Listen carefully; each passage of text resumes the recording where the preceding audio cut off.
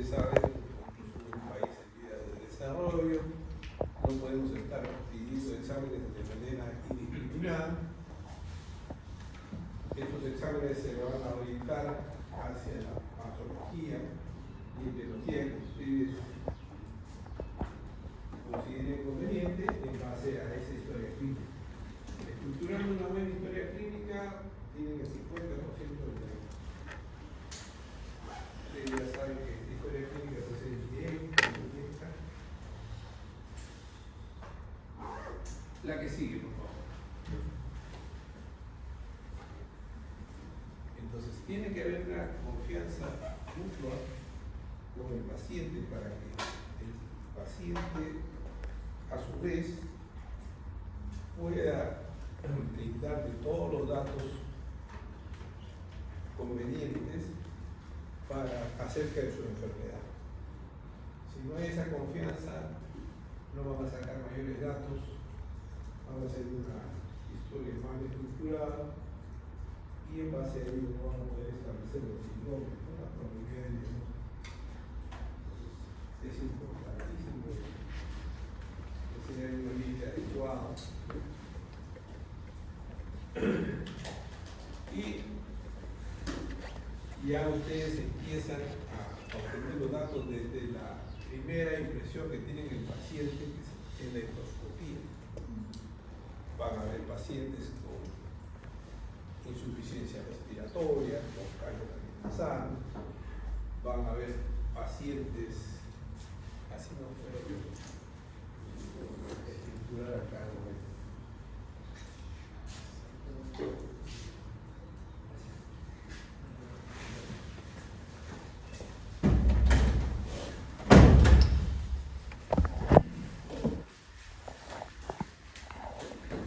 podemos estudiar pacientes con una patología sistémica, cáncer de cascada, hipoactivos, neurotópicos. Entonces ya ustedes van a asumir el problema dónde está.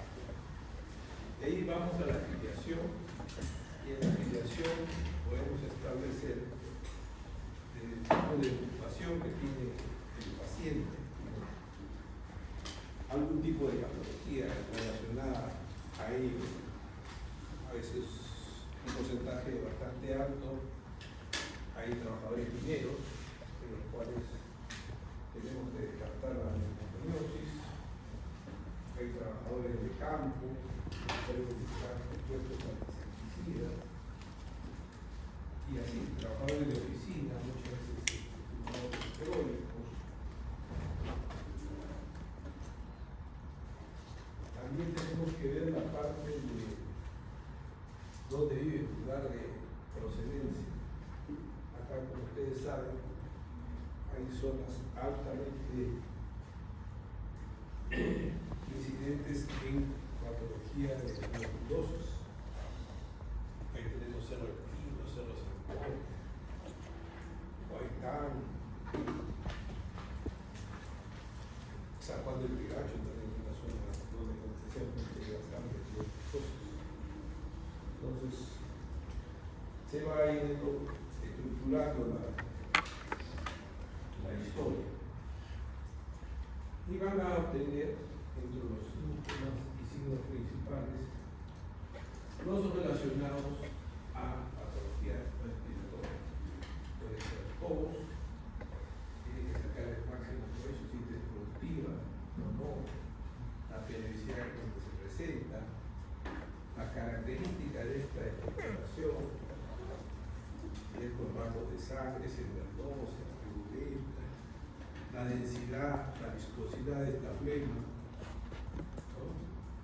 Disnea. Cuando hablan de disnea o insuficiencia respiratoria, en las clases posteriores se debe explicar los grados de disnea y tiene que establecer un cuadro comparativo, ¿no? Por ejemplo, algunos pueden tener una disnea tipo 3, ¿sí? Pero no tiene que estar relacionado al tipo de actividad que hace el paciente. No puede caminar una cuadra, hay relación entre la escala de disnea que ustedes han establecido y el esfuerzo con el cual el pacientes presentes en la lista. Tenemos pacientes que presentan dolor torácico. Este dolor torácico también tiene que sacarle la máxima información, ¿no? La localización, la irradiación, el tipo de dolor, la intensidad. Entonces, ¿qué lo calma? ¿Qué lo incrementa? Entonces, en patología respiratoria, lo más usual es la patología pleural, acompañada de tos no productiva, algún grado de dificultad respiratoria de acuerdo al volumen que tenga y el dolor torácico. Y hay presencia de fiebre, esta tiene que ser cuantificada. Si no es así, tendría que tener sensación de alza térmica, no cuantificada. La que sigue,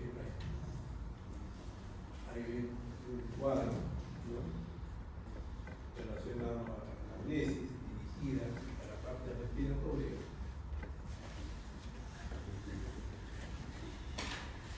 La dispnea, tiene que hacer hincapié el tiempo de esta dispnea, si es aguda, es crónica,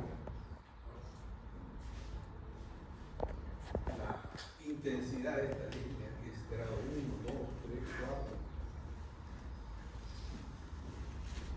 Va a haber una clase relacionada solo a dispnea y otro tipo de síntomas que se presentan en la parte respiratoria, a tos, y le vuelvo a recalcar, tiene que describir si es no productiva o seca o productiva, qué tipo de perforación tiene, la periodicidad, ¿no?, la intensidad de esta tos, si el paciente presenta hemoptisis, sangrado de vía respiratoria, si esta es precedida de tos, ¿no?, hay que diferenciar de hematemesis, que es precedida de náuseas, vómitos. Entonces, esas cosas se tienen que saberlas diferenciar.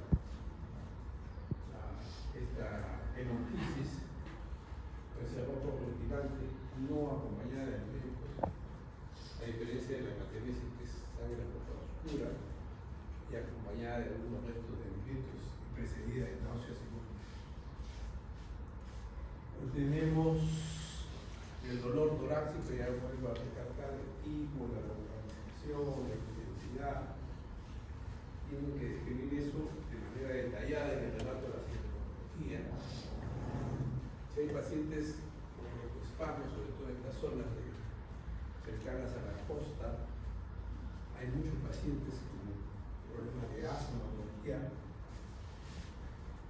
Todo lo que ronca y silba no es asma, pueden haber cuadros bronquiales, pueden haber bronquiectasias, puede haber otro tipo de patología que condiciona ronquido y silbido del pecho, que presenta sudoración o diaforesis nocturna, ¿no? Si ha habido una baja de peso, hay que cuantificar esta en qué tiempo. Que sigue, por favor. En antecedentes hay que ver los respiratorios, como he dicho, si el paciente ya ha sido diagnosticado de asma bronquial, si ha tenido episodios repetitivos, sobre todo en la época de otoño e invierno, si el paciente tiene antecedente de enfermedad pulmonar obstructiva crónica, que comprende 2 gramos de punto, que es la bronquitis crónica y enfisema pulmonar. Si el paciente tiene antecedente de tuberculosis, ¿no?, ¿cuándo fue diagnosticada esa tuberculosis? Si fue baciloscópicamente positiva, ¿qué tipo de tratamiento recibió? El tiempo de este tratamiento y qué medicina recibió. Si ha tenido antecedentes de neumonías, ¿no?, cuando fue molesta, qué tiempo duró,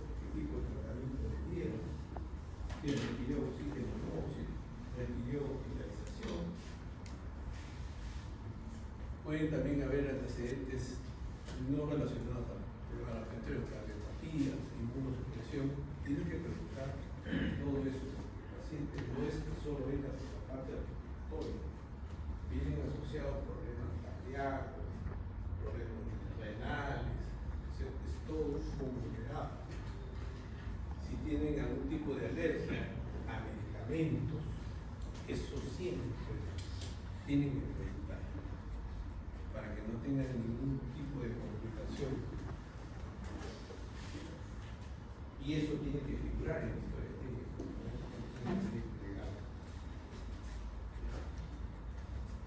Hay unos alérgicos a la miel, al polvo,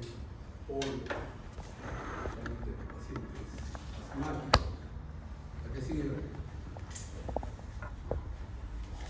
Si tiene antecedentes familiares de asma, si tiene antecedentes familiares de tuberculosis, ha habido casos en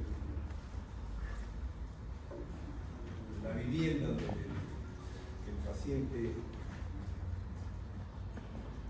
vive,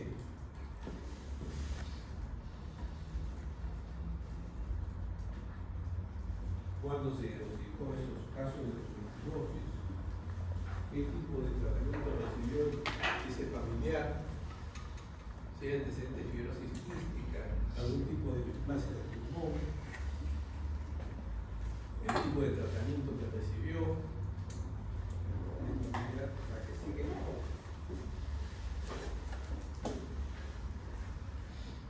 Hay también, hay que evaluar los hábitos y factores del riesgo del tabaquismo, el número de cajetillas por día.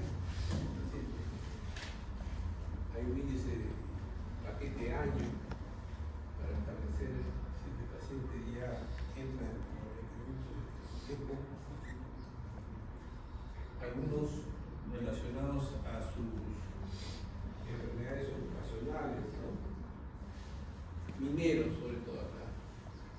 Hay que ver el efecto de neurocoriosis. Algunos químicos en algunas compañías.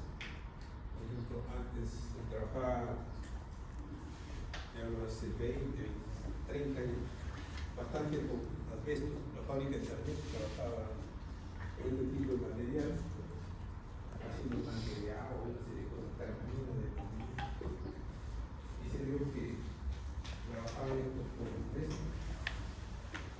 Y se hizo una revisión posterior y estos eran condicionantes de plazas a largo plazo. En el aspecto doméstico, sobre todo en la serranía, los Andes, los pobladores cocinan con leña en ambientes cerrados. Estos a la larga nos van a llevar a enfermedades respiratorias crónicas. Hay que ver si tienen algún grado de dependencia de alcohol o alguna droga, o consumidores. También está dentro de la historia. Hay que preguntar. La que sigue. Entonces, primero que hacer, si ha tenido contacto con un paciente con tuberculosis, sea familiar, sea compañero de trabajo, sea en el ámbito de estudio, que se han realizado algún viaje del paciente en alguna zona que condiciones de patología respiratoria, evaluar las condiciones de la vivienda, si tienen agua, desagüe, luz, si tienen estacionamiento, qué tipo de material está ahí, si está, y el nivel socioeconómico. Nosotros en la actualidad tenemos 30% de pobreza extrema, son más o menos 9 millones de ciudadanos que no cuentan con $1 para sobrevivir.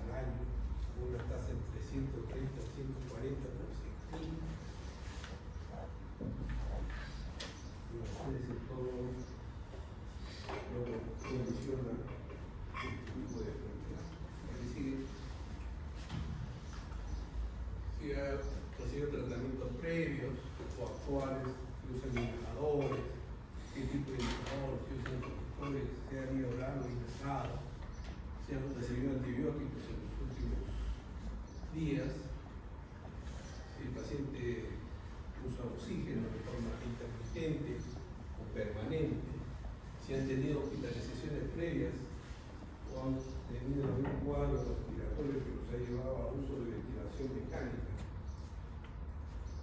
Entonces, todo esto tiene que figurar en su historia. ¿A que sigue? Bueno, esa es la parte de la anamnesis dirigida. Vamos a ver algunas radiografías para que ustedes aprendan a diferenciar. Estos van de cada día de las radiografías y tienen que estar ustedes preparados para eso. Tiene que haber una diferencia. ¿Qué es central? ¿Qué está haciendo? ¿Ah?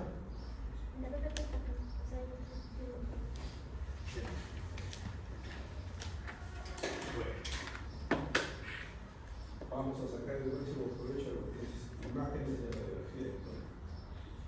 Así sigue. Aquí tenemos una idea cómica de la radiografía de tórax y una tomografía. Vamos a darle más énfasis a lo que es la radiografía de tórax. La que sigue aquí. La radiografía de tórax va a evaluar densidades óseas, densidades de gas, densidades de líquido o metales. Y nos va a proporcionar información detallada acerca de la silueta cardíaca, del mediastino, de la caja torácica. Entonces, saquen el macro, la que sigue. Entonces se va a evaluar varias cosas: la proyección, la penetración. La penetración es una cosa muy importante. El kilovoltaje más o menos son 120 kilowatts que debe tener una radiografía de tórax normalmente. Los técnicos en radiología a veces se pasan de kilovoltaje y es una radiografía que le llamamos nosotros penetrada. Entonces va a salir en los campos pulmonares negros y no se va a poder visualizar algún tipo de lesión. Y lo contrario, cuando le ponen poco kilovoltaje, va a salir radiografías blandas y la radiografía van a ver las blancas y van a simular otra patología que en realidad no tiene, por mala técnica radiológica. Entonces, cuidado con eso. Van a ver también radiografías que están rotadas y dando el aspecto de una lesión tipo aterosclerosis. El paciente no lo tiene. Nos da evaluación de la parte ósea, no sé, fisura, fractura, el problema de osteoporosis. Nos da información acerca de los bronquiales, de la parte que está pegada de la trama vascular, el tamaño de la silueta cardíaca. El tamaño de la silueta cardíaca hay que evaluarlo en las radiografías posteriores, no anteroposteriores. Los anteroposteriores siempre el corazón sale grave, por si acaso. Son dos de las incidencias que se van a tomar con bastante frecuencia. Va a evaluar si hay alguna patología inherente en los pulmones, si hay intersticial, alveolar, diversos tipos. Y va a haber también que evaluar la parte neural, si hay diafragma o no. La que sigue. Ahí tienen una radiografía normal, ¿no? Con el kilovoltaje adecuado. La silueta cardíaca está en los límites normales, por eso está posterior anterior. Entonces nos osteotraumáticos cardiofrénicos están libres. No hay patologías parenquimales inherentes y los sitios bronquiales están ok. Por el puntero acá, ya se prepara.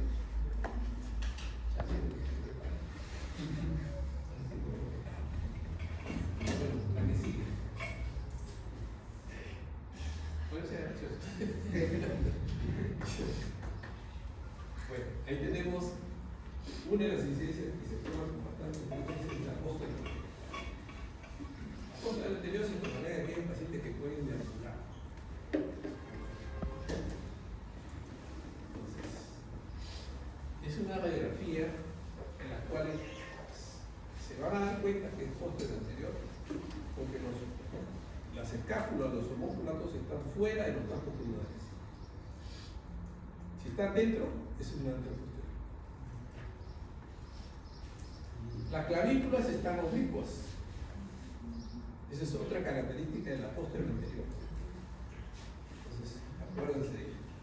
Y los espacios intervertebrales en forma de boca. ¿Ya? Entonces, tres características que tienen que reunir una posterior anterior para que se den cuenta ustedes. Aquí sí se puede evaluar el tamaño de la circulación cardíaca y el resto de lesiones, tanto en el pulmón como en el cerebro. ¿A qué sigue?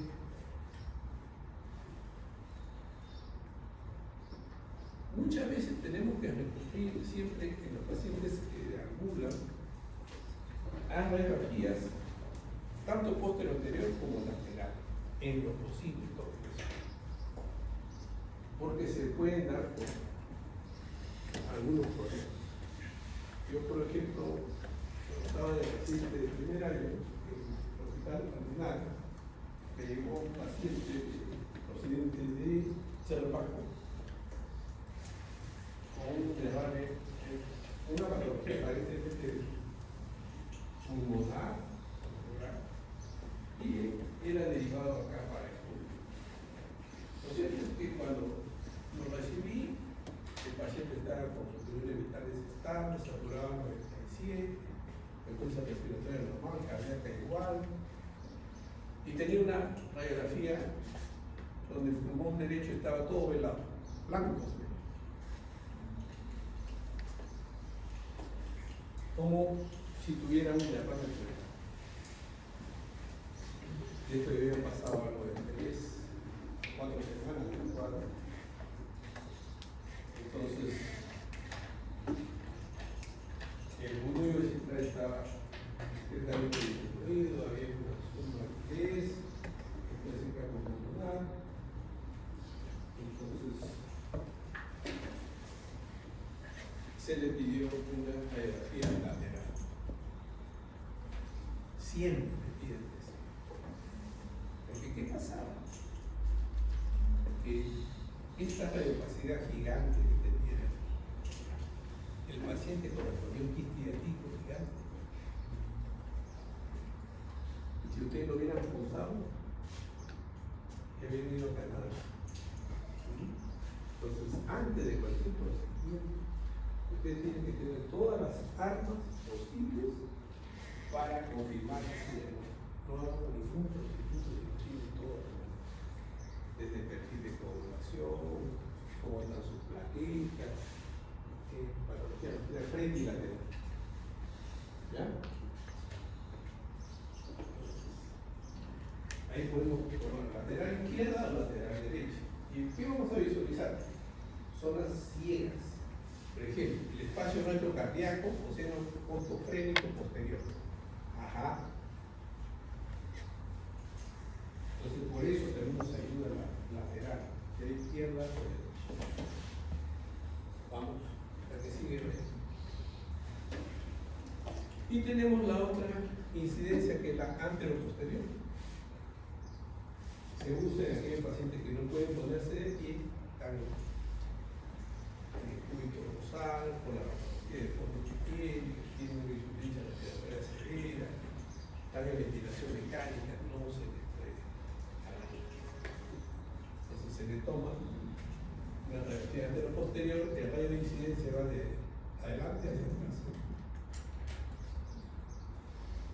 Los homóplatos están está dentro de los campos pulmonares. Las clavículas están horizontales, otra característica del músculo posterior. Y los espacios intervertebrales tienen forma rectangular. ¿Ok? Tres características, o sea, eso siempre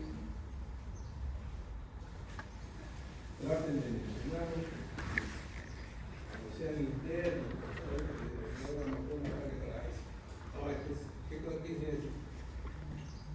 ¿qué características tiene que tener esa diferencia?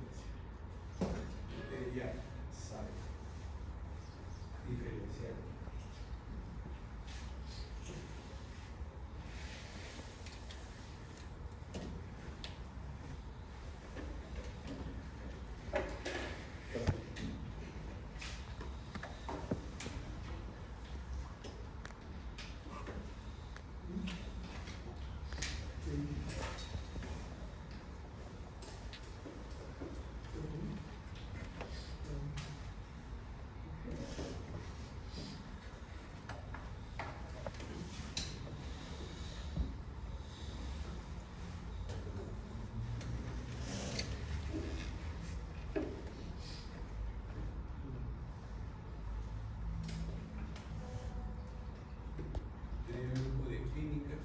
A la misma hora que se cruza. Tranquilo. Ya le digo. Bueno, la que sigue es raíz. Decúbito lateral también se usa en pacientes que tienen sospecha de derrame cerebral. Leve, que muchas veces no se visualiza en el hospital anterior. Entonces puede recurrir a esta radiografía de decúbito lateral. La que sigue tiene que tener una penetración adecuada. ¿Cuándo tiene una calidad de muestra adecuada? Porque solo se ven las cuatro primeras vértebras torácicas. Si la ven todas, está muy penetrada. ¿Ok? Pero la tráquea, hasta antes de su bifurcación. Esa es una radiografía de buena calidad. La que sigue. Si tiene un grado de penetración o kilovoltaje mayor, se van a ver todos los campos magnéticos. Ahí se dan cuenta. Se va a ver la bifurcación de la tráquea. Y los campos pulmonares usualmente lo ven negros. Ahí es poco. La que sigue oreja. Y lo contrario, cuando tiene poco kilovoltaje, la ven blanda, se va a distinguir un número menor de cuerpos vertebrales. Y la película es demasiado clara. Esas son las características de una radiografía muy blanda. La que sigue.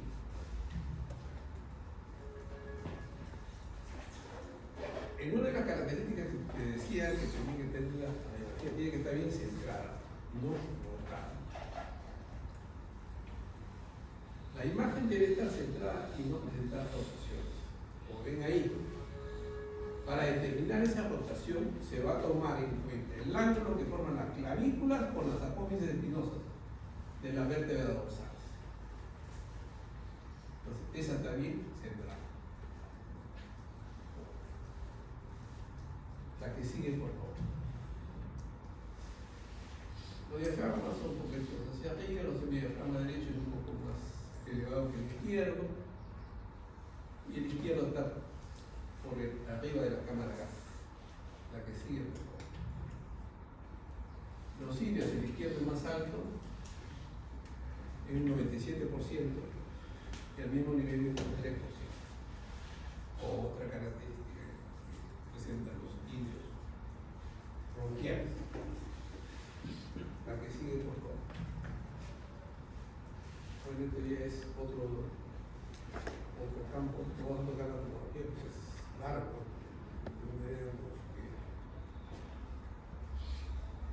Bueno, entonces, ¿qué quiere decir la TAC? Que es una tomografía computarizada de alta resolución. La que sigue. Los cortes que se dan va a depender del grado de resolución del equipo. hay de 20 cortes, 30 cortes, 40 cortes. Y en base a la cantidad de cortes, usted puede visualizar lesiones neuronales muy pequeñas que se le podrían pasar en una tomografía con una menor cantidad de cortes. Miren, entre tomografías hay diferencias. La que sigue. No evaluar presiones mediastinales con mucha precisión. Si hay crecimiento de los ganglios, si hay crecimiento de los vasos, si hay algún trombo en algún vaso, ¿no?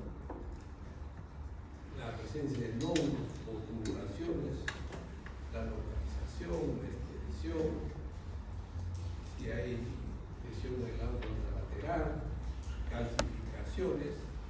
Cuando quieran ver densidades en tomografía, tienen que ir a la ventana mediastinal.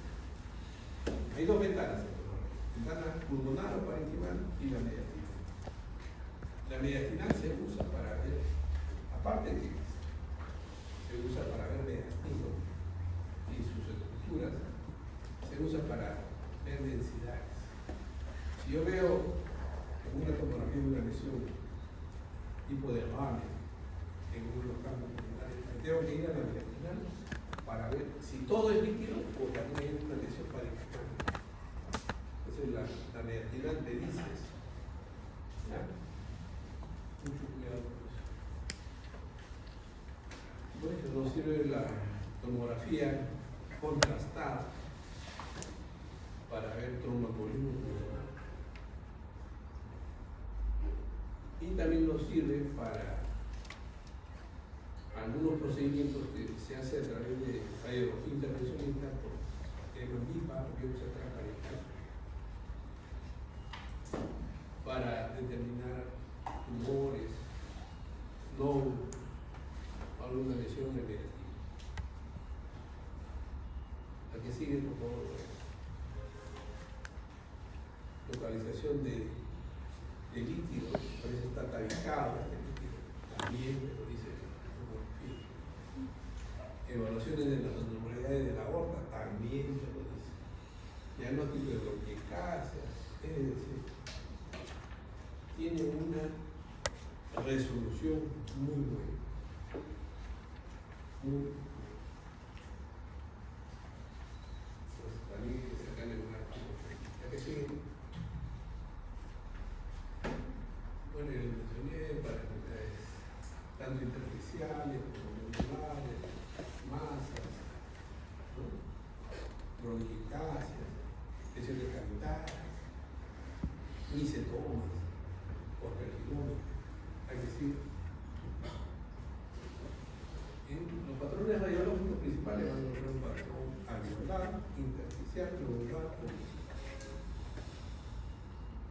para resumir. La que sigue, Rey.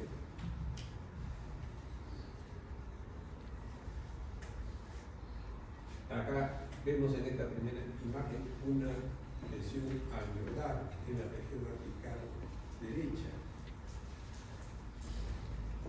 Que podría corresponder a una neumonía, ¿no? La que sigue. Ahí tienen una neumonía global y una consolidación acompañada de imagen alveolar. Se ve la imagen alveolar y como el corte de los bronquios. En una tomografía se ve con precisión, por eso se llama consolidación. La que sigue. El broncograma aéreo, también. Dentro de la lesión exudativa hay un bronquio que es una imagen radio transparente, dice negrita que está ahí. Vamos acá a la izquierda. No, para otro.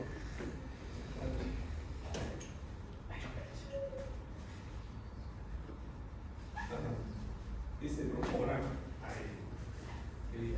Ya. Dentro de la lesión exudativa se ve por los bronquios. ¿A qué sigue? Ahí están de manera esquemática.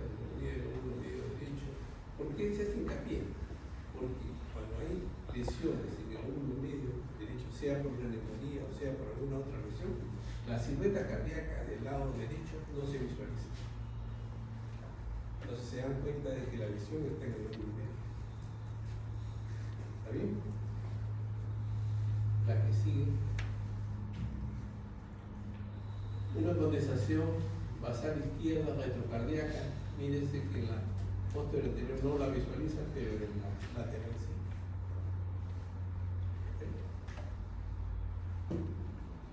Está como un viernes, me fue a ver un paciente en la clínica. No, perdón, en este caso no. Y me habían intercomunicado con un paciente que tenía una masa en el abdomen y que incidentalmente le habían tomado una tomografía de abdomen y siempre en el abdomen se visualizan los lóbulos inferiores de los pulmones y habían visualizado líquido en pleura. Lo examino y efectivamente había disminución del volumen vesicular en la base derecha y tiene una placa de tora del doctor por si acaso. Y la placa de tora no se veía líquido. ¿Qué hubieran hecho?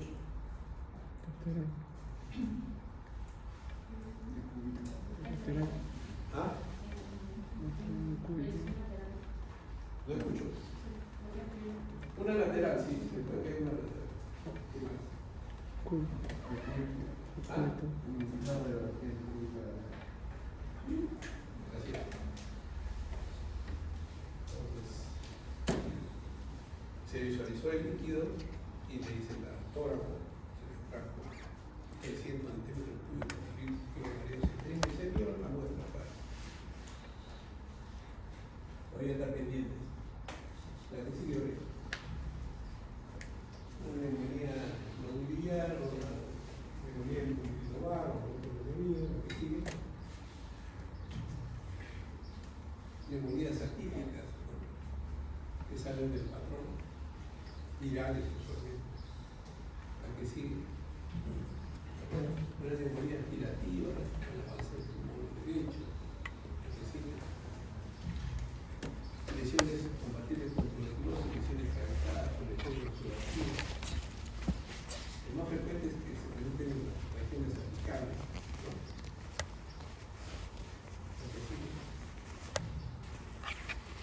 Lesiones compatibles con la neoplasia, ensayo opacidad, pequeña, de borde no definido, lado, en diferentes partes del mundo. Sigue. Esa es una telecasia que produce un colapso bronquial. Entonces puede ser parcial como la ven ahí, pero puede ser total. En todo el mundo no va a ver. La diferencia de la telecasia con la infamia es que la telecasia jala hacia el lado. Y si ven un pulmón blanco y desplaza el mediastino hacia el lado contra atrás, es líquido. ¿Ya? Algunos pueden tener patología física. Diafamia, telecasia. Acá nada es único. La que sigue, un edema cardiogénico, iniciales, o edema agudo del pulmón. La que sigue, ahí está, los 4 signos radiológicos de la línea B de Kerry, congestión peribronquial, líquido en las cisuras y derrame pleural. Y finalmente causita.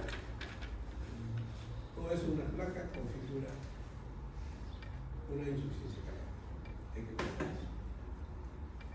La que sigue, ahí lo ven, en forma esquemática, lo que les he dicho. La que sigue mejor. Es la última. Ya está. Y entramos a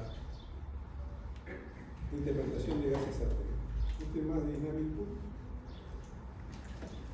Vamos a tratar de. La idea es que comprendan. Gases arteriales es el pan de cada día. Lo van a encontrar en todas las especialidades.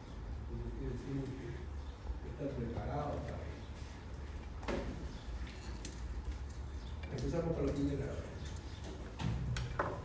Para saber o estudiar lo que respecta a gases arteriales, tienen que saber los valores normales. Valores normales de electrolitos, ¿no?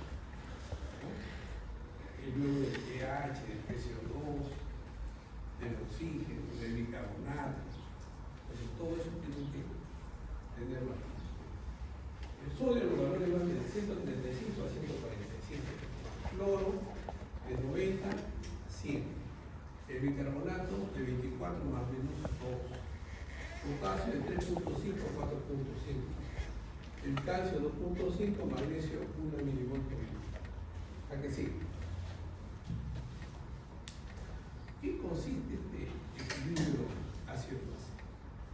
En mantener estable la concentración de iones hidrogeniones en los criocógenos.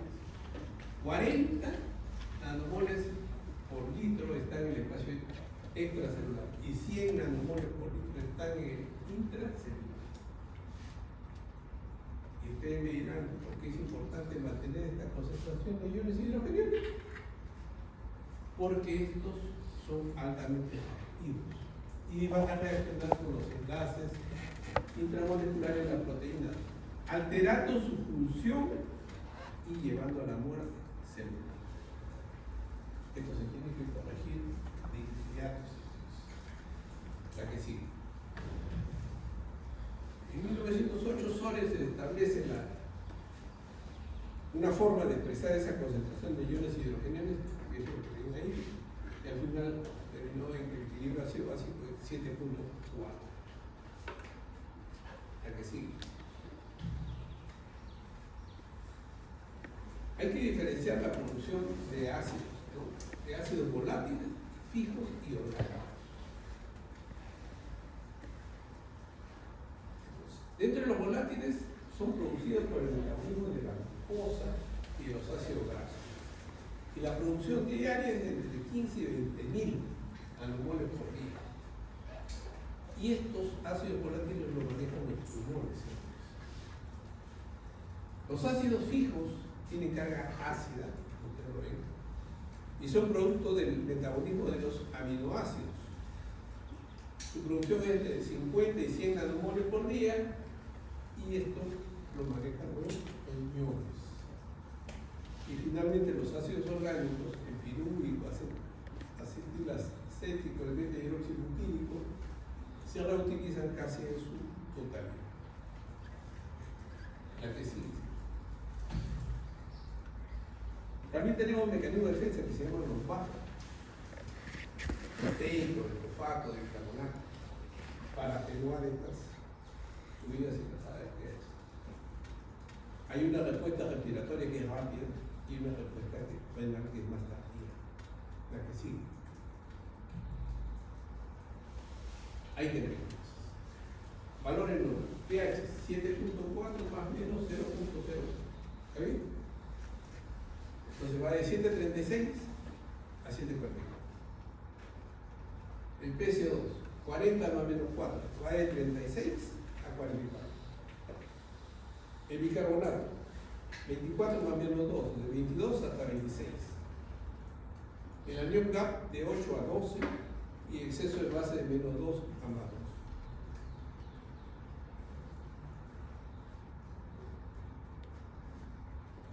2. La que sigue. En trastornos ácidos básicos hay que ver el pH primero. Lo primero que se hace para hacer una gasometría arterial es el valor del pH. Si estamos frente a una acidemia o estamos frente a una alcalina. Hay acidemia cuando baja el bicarbonato o cuando sube la presión parcial de CO2.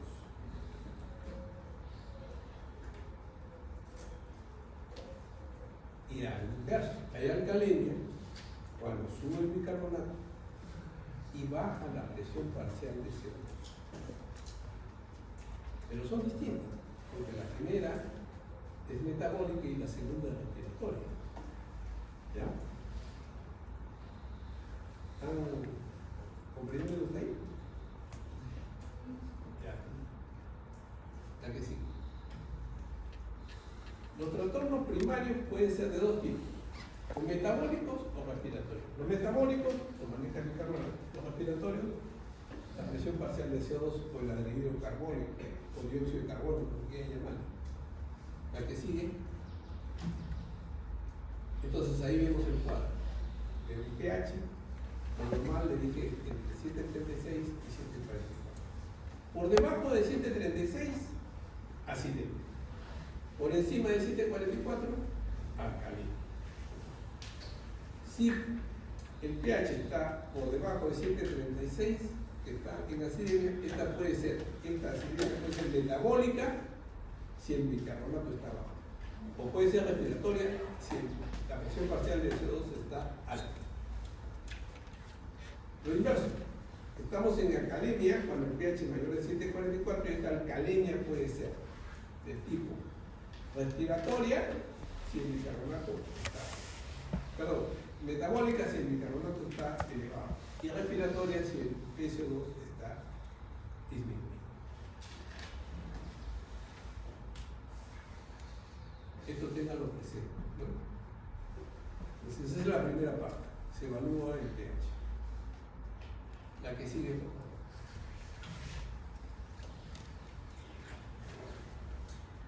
Siempre cuando hay un trastorno primario, que es lo que debemos determinar, si el trastorno es metabólico, el organismo compensa con un estado por la vía respiratoria.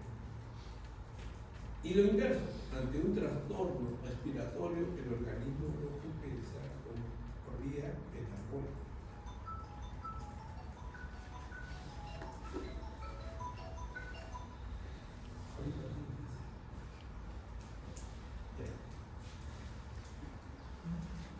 Entonces, ahí tenemos, si hay un trastorno primario metabólico, va a ser compensado por vía respiratoria. Entonces, si estamos frente a una acidosis metabólica, el compensatorio va a ser una alcalosis respiratoria. Sí, me he equivocado. Y ante un trastorno respiratorio primario, acidosis respiratoria, el organismo compensa con un metabólico. ¿Qué sigue? Ya.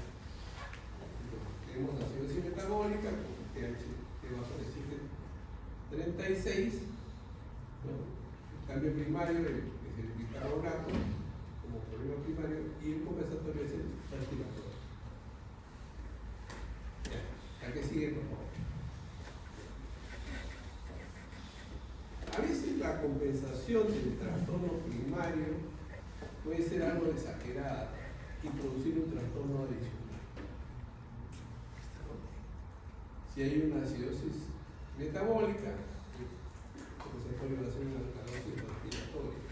Si hay una alcalosis metabólica, el trastorno compensatorio va a ser una acidosis respiratoria. Y así, la que sigue. Hay reglas que establecen estos trastornos compensatorios, y esas se las tienen que aprender. Por ejemplo, si tenemos una acidosis metabólica, por cada medicamento de bicarbonato que baja, va a bajar también la presión parcial de CO2 1.2 milímetros de mercurio.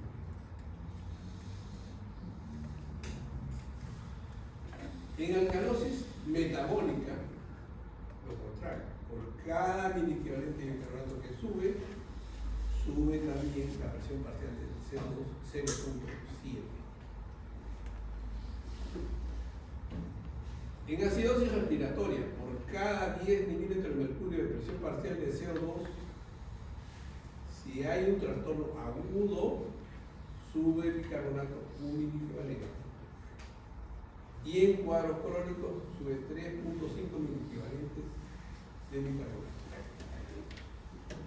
En alcalosis respiratoria, por cada 10 milímetros de mercurio de presión parcial de CO2, en agudas disminuye 2 y en crónicas disminuye 5. Entonces, vamos a hacer algunos ejemplos de manera esquemática y ustedes lo van a analizar. ¿A qué sigue ahora? El primer paso, como les digo, que tienen que hacer frente a una gasometría arterial es ver el pH. Si está por debajo de 7.36, acidemia; si está por encima de 7.44, alcalemia. Y si está entre 7.36 y 7.44, normal. La que sigue. El segundo paso es establecer el trastorno primario. Si estamos frente a una acidemia con pH debajo de 7.36, tenemos que determinar si esta acidemia es metabólica, pero el bicarbonato debe estar bajo, o es respiratorio, que es la presión parcial de CO2, está alta. Lo contrario, si estamos frente a una alcalemia con pH menor de 7.44, vemos si esta es metabólica, el bicarbonato va a estar elevado. Y si es respiratoria, la presión parcial de CO2 va a estar disminuida. Vamos a ver, siguiente. Ya esa ya la vieron, la tabla compensatoria. Siempre teniendo en cuenta la que sigue. ¿Qué es el anión gap?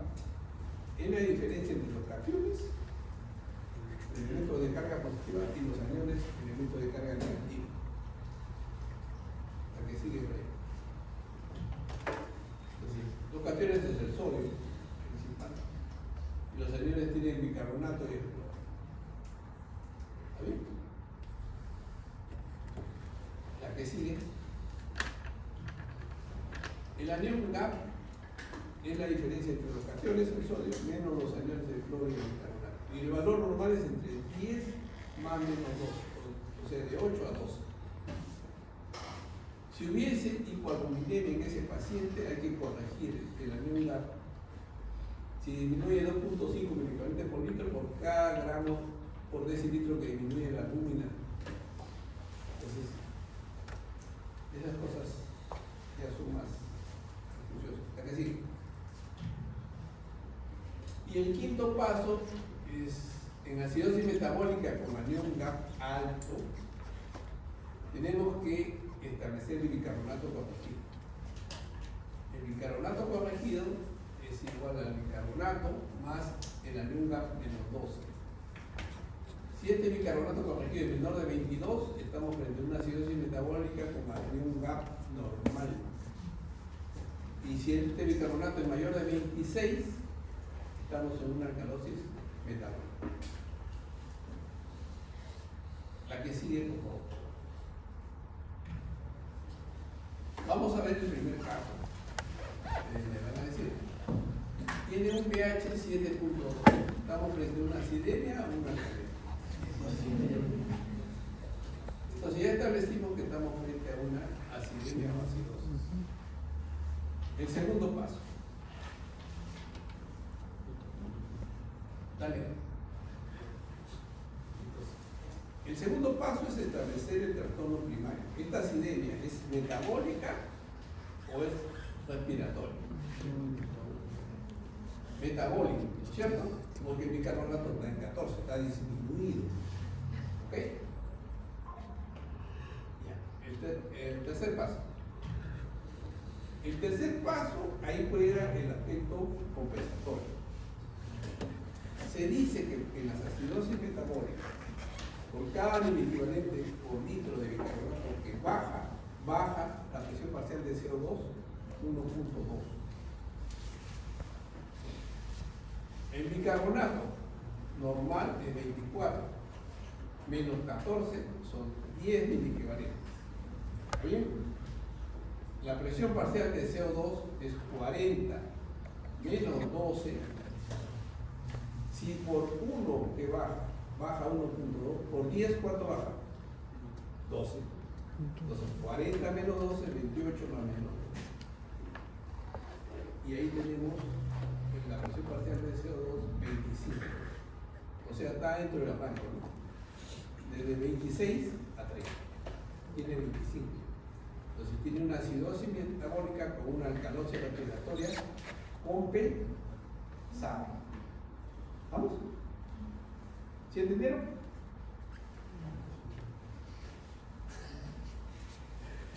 Lo primero que vamos a ver es el pH. Ya determinaron que es una acidemia. El segundo paso, determinaron que esta acidemia era metabólica. Ahora hay que establecer el trastorno compensatorio. ¿Ya? Entonces, La regla dice que en una acidosis metabólica, por cada miliequivalente de bicarbonato que baja la presión parcial del CO2 1.2. Ya. El bicarbonato normal, ¿cuánto es? 24. Menos 14, que es la de la gasometría, sale 10. Si por 1 baja 1.2 por 10, ¿cuánto baja? 12. Entonces la presión parcial de CO2 es 40, menos 12, 28 más menos 2, o sea de 26 a 30, ¿está bien? Y tiene 25. O sea, es una acidosis metabólica con una alcalosis respiratoria compensada. ¿Está? ¿Sí?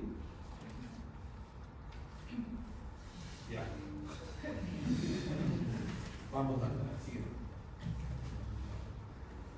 ¿Y cómo está el anión capa acá? El sodio, la concentración de cationes, la carga positiva del cloro y el bicarbonato sale anión GAP 17. Tiene una acidosis metabólica con un anión GAP alto. La que sigue. Si tiene una acidosis metabólica con un anión GAP alto, entonces vemos el bicarbonato corregido. El bicarbonato corregido es igual al bicarbonato, 14 más anión GAP menos 12, sale 19. O sea, el bicarbonato corregido menor de 22 es 19 y tiene entonces una acidosis metabólica con un anión GAP normal. ¿Está bien? ¿No están perdiendo? La siguiente caso. Esa es la resumen de la acidosis metabólica con un alto con una alcalosis respiratoria compensada. Ya, caso 2. ¿Qué tienen ahí? Una acidosis, ¿cierto? Una acidemia. Hay que establecer el segundo paso si es metabólica o respiratoria. La que sigue es la. Ahí nomás va. El segundo paso es una acidosis metabólica o respiratoria. ¿Por qué? Está bajo. Ese es el problema primario. Hay que establecer el trastorno secundario, ¿no? O compensatorio, como quieran llamar. ¿A qué sigue?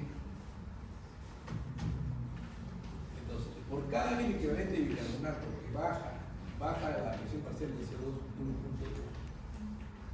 El bicarbonato normal es 24, menos 10, 14.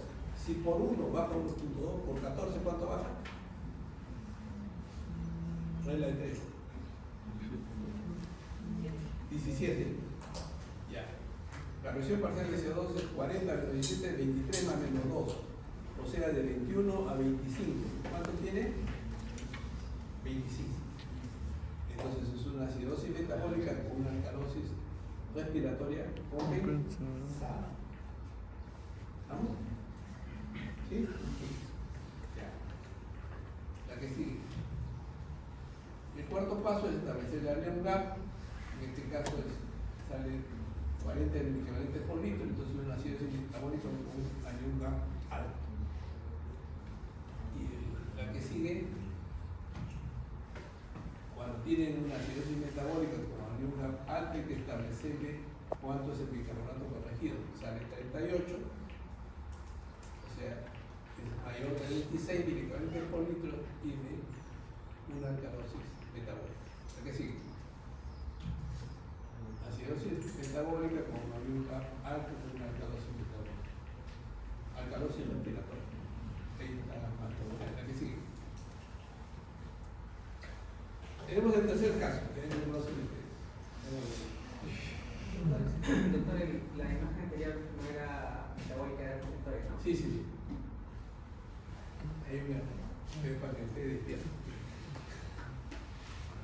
El pH 751, ¿qué cosa es? ¿Ah? Alcaleña o alcalosis. Ya, bueno. El segundo paso es establecer el trastorno primario.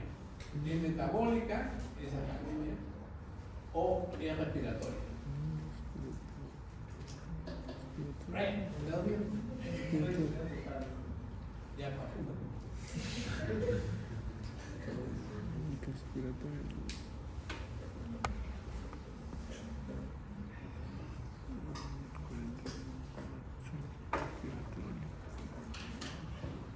ya. Entonces, el segundo paso es establecer el trastorno primario. En este caso, ¿qué cosa es? Alcalosis o alcalemia, respiratoria o metabólica. ¿Ah? Metabólica, ¿no es cierto? El bicarbonato está elevado. Bien. La que sigue. El tercer paso ya es establecer la compensación social. En alcalosis metabólica se dice que por cada miliequivalente de bicarbonato que sube 0.7 milímetros de mercurio de la presión parcial de CO2. El bicarbonato es 38, que dice la cantidad arterial menos 24, el normal sale 14. Si por 1 sube 0.7, con 14 sube 10. Haga la regla de 3. La presión parcial de CO2 es 40 más 10, es 50 más menos 2, o sea, es 48 a 52. ¿Y cuánto tiene? 46. Está en el rango. Está en el rango, no está muy alejado. Si estuviese muy alejado, ahí sí tenía. Alcalosis metabólica o acidosis respiratoria. Pero ahí está bien. Alcalosis. Ya, perfecto. Entonces tiene alcalosis metabólica más alcalosis. La que sigue. El 4. A ver, ¿qué se lo hacen ustedes? ¿Qué es? ¿Acidemia o alcalemia? Alcalemia, perfecto. ¿Cuál es el trastorno primario? ¿Metabólico o respiratorio?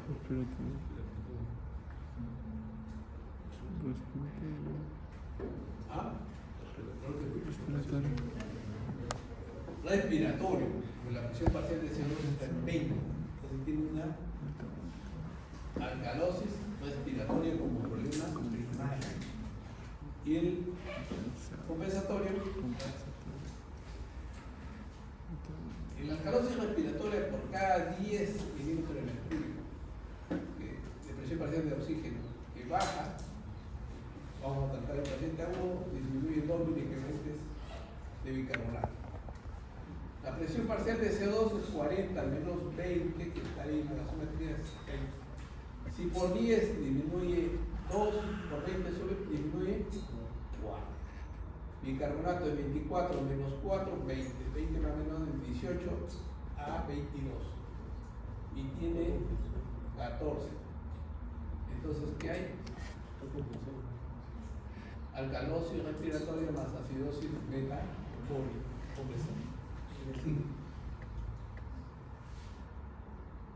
El caso 5. ¿Qué hay ahí? ¿Qué hay, chicos? ¿Acidemia o alcalemia? ¿Ah? Acidemia. El segundo paso es ver si este es metabólica o respiratoria. Es respiratoria, ¿por qué? ¿Ah? ¿Por qué?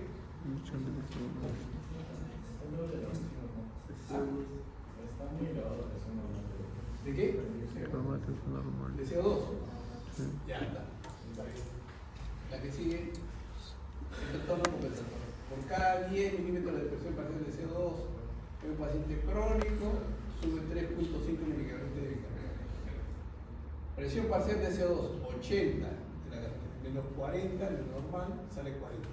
Si por 10 sube 3.5 por 40, subirá 14. Bicarbonato 24 más 14, 38 más menos 2 ya sale 36 a 40, ¿está bien? ¿Y cuánto tiene? 3. Entonces, ¿qué tiene? Una acidosis respiratoria, problema primario, con una acidosis metabólica. O también se puede decir acidosis mixta, porque a veces lo confunden en los exámenes. Acidosis mixta, ¿qué es esta vaina? Esa no se llama. O acidosis respiratoria descompensada. también son términos menores.